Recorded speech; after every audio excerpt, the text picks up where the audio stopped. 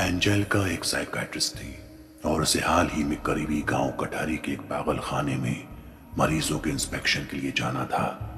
हालांकि वो इससे पहले कभी वहां नहीं गई थी, लिहाजा उसे यह दौरा बेहद अजीब लग रहा था। मगर अधिकारियों का फरमान था, ऐसे में मजबूरन वो देर रात कटहरी गांव के लिए रवाना हो गई।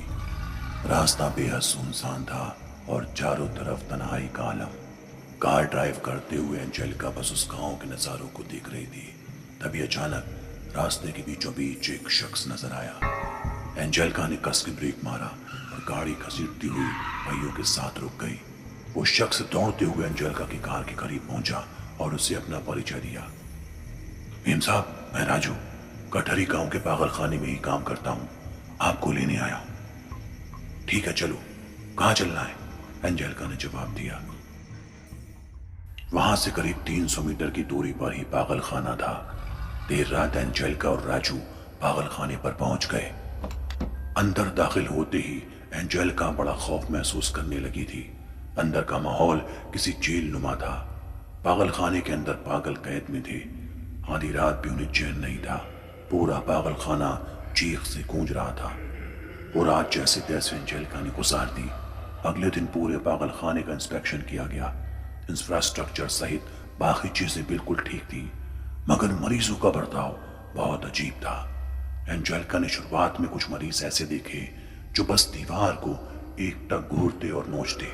कुछ मरीज आपस में लड़ रहे थे, लेकिन पागल खाने के नीचे एक तहखाना था, वहां भी कुछ मरीजों को कैद किया गया था। जब एंजेलिका ने वहां जाने की इच्छा जाहिर की तो पागल खाने के बाकी स्टाफ ने उसे इनकार कर दिया। कहा वहां कुछ भी नहीं है। मगर अब तक एंजेलिका को शक हो चुका था।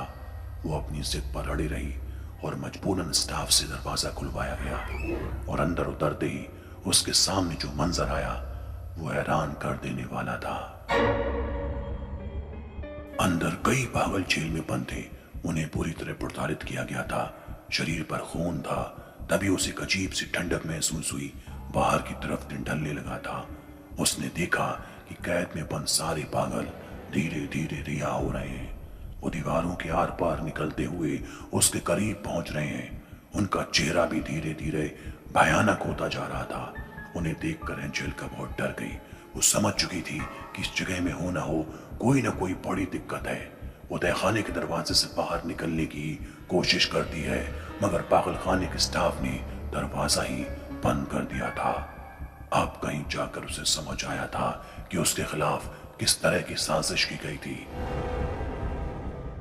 अब पूरी रात उसे उन डरावने पागलों के बीच गुजारनी थी। उसने देखा कि पागल खाने में औरतें हवा में तैर रही थी। दीवारों पर छोटे छोटे बच्चे दौड़ रहे थे। कई लड़के अपने दांतों से खुद की खाल उधेड़ रहे थे और अपने मांस को चीर चीर कर खा रहे थे।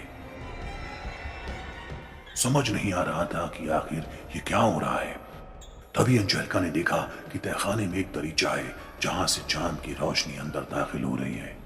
एंजेलिका फौरन उस तरफ दौड़ी, मगर पीछे से सभी उसको पकड़ने के लिए भाग रहे थे। इसी बीच उसकी चमड़ी किसी धारदार चीज से कटकर खून रिसने लगी। तभी सारे पागल उस खून को चाटने लगे और यही मौका देख वो दरीचे को तोड़कर उसमें से कूदकर उस पागल खाने से आजाद हो गई।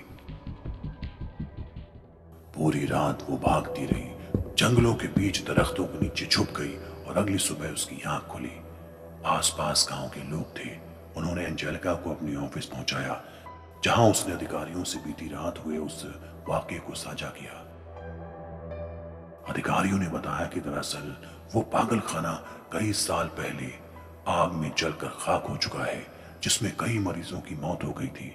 लेकिन जिस पागल खाने के इंस्पेक्शन के लिए तुम्हें जाना था वो तो यहां से काफी दूर है। जब पुराने वाले पागल खाने में आग लग गई थी तो नया पागल खाना उससे 1 किलोमीटर दूर बनाया गया है। शायद तुम वहां पहुंच नहीं पाई। एंजेलिका सब समझ चुकी थी कि रात में जो राजू नाम का शख्स आया था वो पुराने पागल खाने का कर्मचारी था। अधिकारियों ने उसे बताया कि राजू भी वहां जलकर मर गया था।